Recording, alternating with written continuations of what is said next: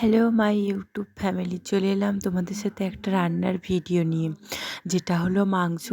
প্রথমে আমি এই পেঁয়াজগুলো কেটে নিয়েছি। কেটে নেওয়ার পরে এই যে আলু কাটা হয়ে গেছে, আলুও কেটে নিয়েছি। তারপরে কি বলে, মিক্সিতে আদা, কাঁচা লঙ্কা, পেঁয়াজ, রসুন এইসব দিয়ে বেটে নিয়েছি। আজকে রাতে মাংস হচ্ছে, তা কি বলে, মা বললো কটা আলুও দিয়ে দে।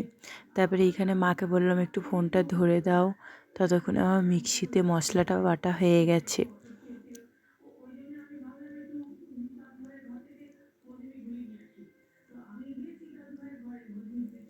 মশলাটা হয়ে যাওয়ার পরে একা হাতে মানে রান্না করছি, আর এদিকে ফোনটাও ধরছি, তো একটু অসুবিধা হচ্ছিল। তো তোমরাই বলো, মানে তোমরাই দেখে বলতে পারো যে রান্নাটা কেমন হয়েছে। এই যে কড়াইটা চাপিয়েছি, কড়াইয়ে চাপিয়ে এবার তেলটা দিয়ে দিলাম। তেলটা দেওয়ার পরে আলুটাও, মানে তেলটা গরম হয়েছে, তাই এবার আলুটা দিয়ে দিয়েছি।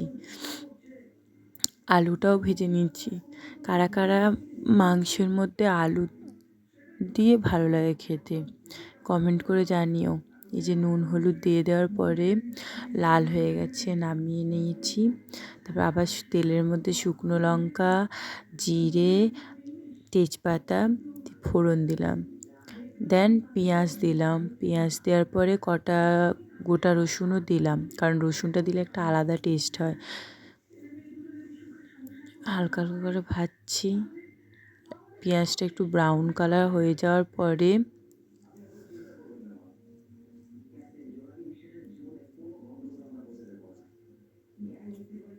দেখো পেঁয়াজটা ব্রাউন কালার হয়ে গেছে, তারপরে মাংসগুলো দিয়ে দিলাম।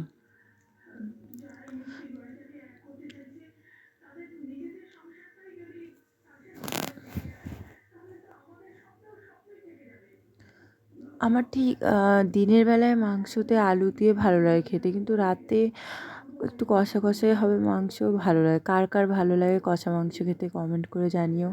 এই প্রথম ইউটিউবে কোনো রান্নার ব্লগ দিতে চলেছি, রান্নার ভিডিও। তো কেমন হয়েছে তোমরাই কমেন্ট করে বলতে পারো, তোমরাই জানাতে পারো।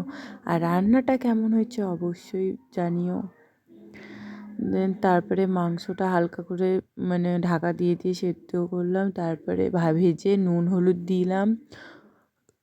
নুন হলুদ দেওয়ার পরে এই দেখো আবার ঢাকা দিয়েছিলাম।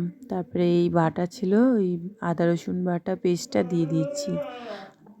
আদা রসুনের পেস্টটা দেওয়ার পরে একটু নাড়াচাড়া করে আবারও ঢাকা দিয়েছিলাম। এই যে দেখো, এটা আদা রসুন কাঁচা লঙ্কা বাটা দিয়েছি। তারপরে এবার কি বলে,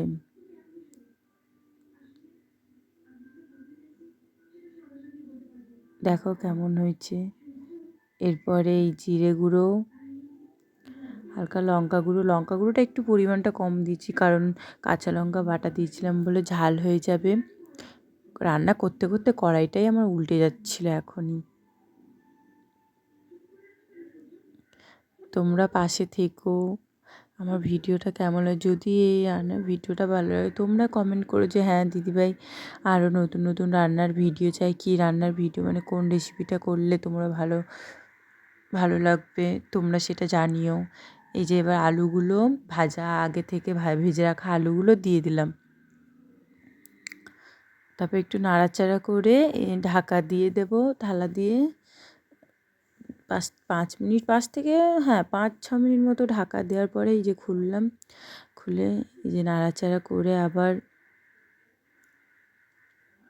এই যে, তারপরে হালকা করে জল দিয়েছি, একটু গ্রেভি করেছি মাংসটা। এই যে জল দেওয়ার পরে এই যে লাস্ট ফিনিশিং, কোনো গরম মশলা দিইনি।